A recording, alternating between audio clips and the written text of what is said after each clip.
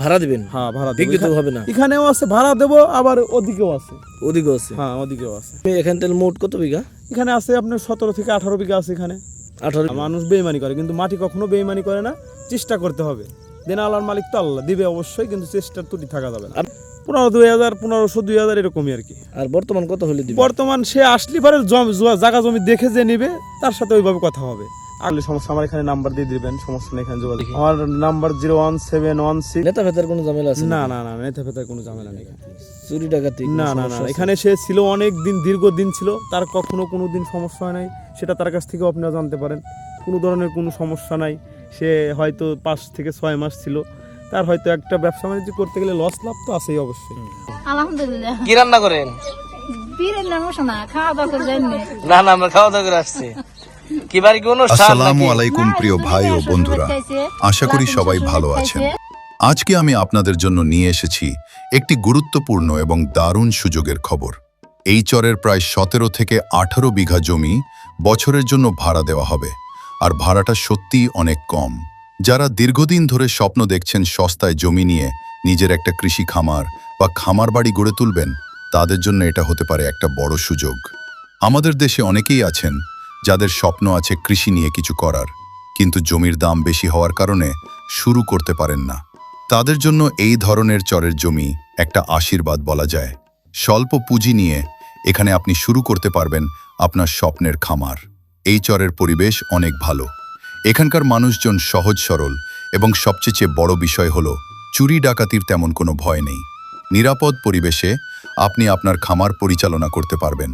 মাটির উর্বরতাও বেশ ভালো, ফলে বিভিন্ন ধরনের ফসল বা খামারের কাজ এখানে করা সম্ভব। তবে একটা গুরুত্বপূর্ণ কথা বলবো, শুধু ভিডিও দেখে বা অন্যের কথা শুনে হুট করে সিদ্ধান্ত নেবেন না। খামার করতে হলে আগে নিজে এসে জায়গাটা ভালোভাবে পর্যবেক্ষণ করবেন। নিজের কষ্টের টাকা কখনোই ঝুঁকিতে ফেলবেন না। এই চরে ইতিমধ্যে বিভিন্ন জায়গা থেকে মানুষ এসে বসত বাড়ি করেছে, আবার অনেকেই সফলভাবে খামারও করছে।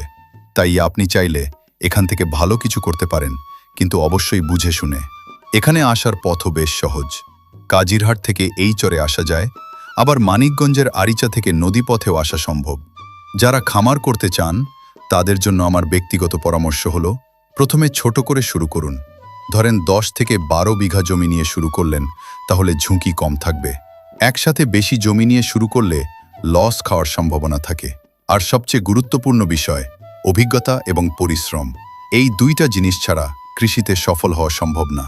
ধৈর্য রাখতে হবে, শিখতে হবে এবং নিয়মিত কাজ করতে হবে।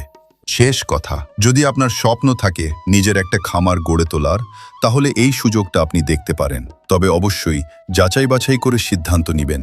ধন্যবাদ সবাইকে, ভালো থাকবেন, আল্লাহ হাফেজ।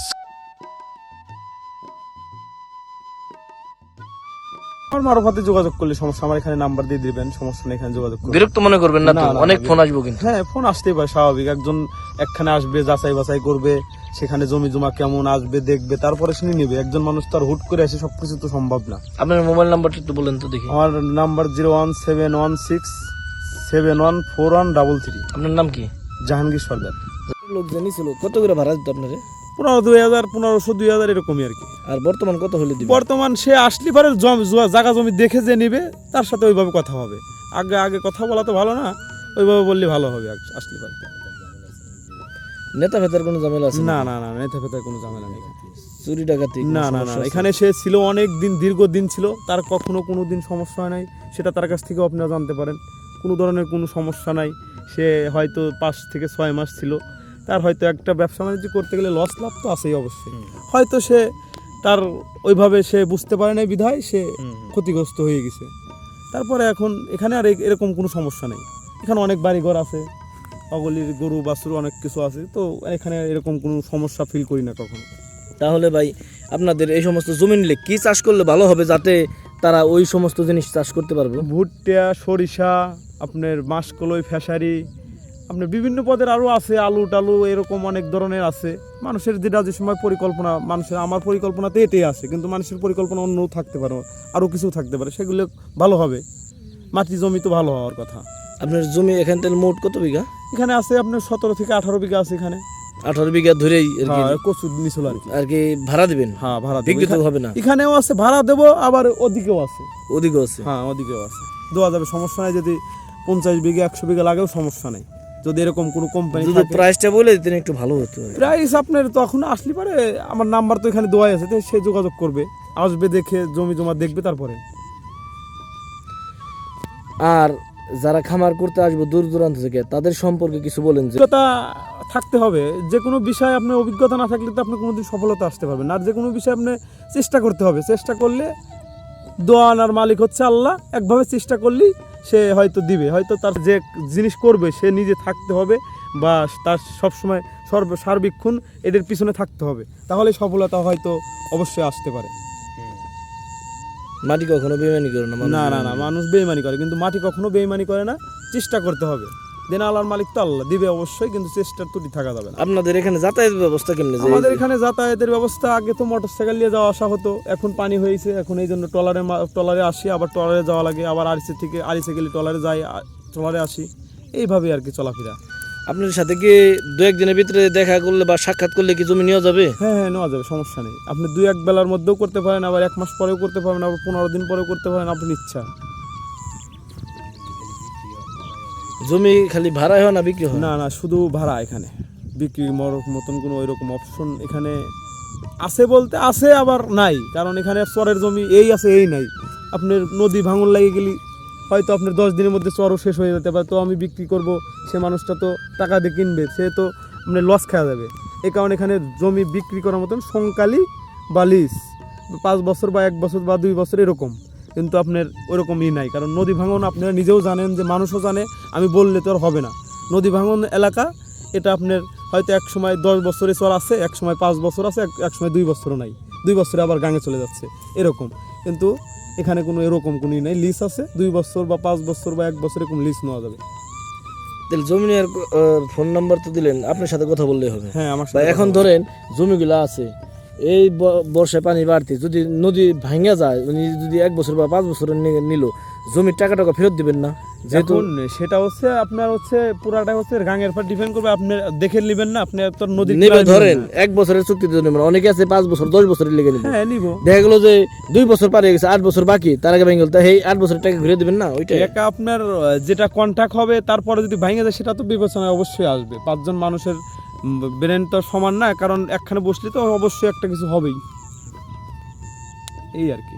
আচ্ছা, ভালো থাকবেন। আচ্ছা ভাই, আচ্ছা। দেখেন এই যে বন্ধুরা, এই যে চরের দিকে কত সুন্দর পরিবেশে রান্নার ঘর, রান্না করে থাকি। ভালো আছেন? আলহামদুলিল্লাহ। কি রান্না করেন? বীরেন্দ্র মশনা খাওয়া দাওয়া করে যায়নি। না না, আমরা খাওয়া দাওয়া করে আসছি। কি বাড়ি কি অনুষ্ঠান নাকি? না, যে দুটি মেয়ের শ্বশুর বাড়ি খাইছে, লাতিন শ্বশুর বাড়ি খাইছে। মেয়ে বিয়ে দিয়েছেন কোন জায়গায়? মেয়ে বিয়ে দিছে সামনে করে একটা চান্দমার দেখবো, আর একটা দিচ্ছে যে ওই হাই গোসের পর আলগা পাশের শেখের দেখাবো। এই 2 দিন 2 মেয়ের সকাল বেলা আছে, যে লাতিন শ্বশুর বাড়ি খাইছে। আপনাদের এখানে এই যে ছেলে মেয়েদের পড়াশোনার কি নাই, স্কুল বা মাদ্রাসা? এই জায়গায় যে মাদ্রাসা মসজিদ, এই জায়গায় দিতেছে, দিব মাদ্রাসা মসজিদ, এই জায়গায় দিব।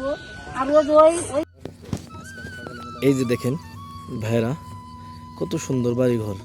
আর এরকম বাড়িঘর এই চরের বুকে আসলে পরে শুধুমাত্র দেখতে পাবেন, আর আমাদের ভিডিও দেখলেই দেখতে পারবেন। এই সমস্ত বাড়িঘর সেই 80 দশকে ঘুরে তাকালে দেখতে পারবেন, এরকম বাড়িঘর ছিল। আর প্রতিবারই 20টা-25টা করে গরু বাছুর পালন করে তারা কৃষিকাজের উপরে নির্ভরশীল, কৃষিকাজ করে তাদের জীবন জীবিকা চালিয়ে থাকে। দেখেন, আর বাড়ির আঙিনায় জানলা দিয়ে আছে, এখানে বিভিন্ন ধরনের গাছ বনে থাকে, লাউ গাছ, কুমড়া গাছ, ধুন্দুল গাছ দেখতে পাচ্ছেন। আসলে বাস্তবতা অনেক কঠিন, আর এই চরের বুকে পরিশ্রম ছাড়া ভাত পাওয়া খুবই কষ্টকর।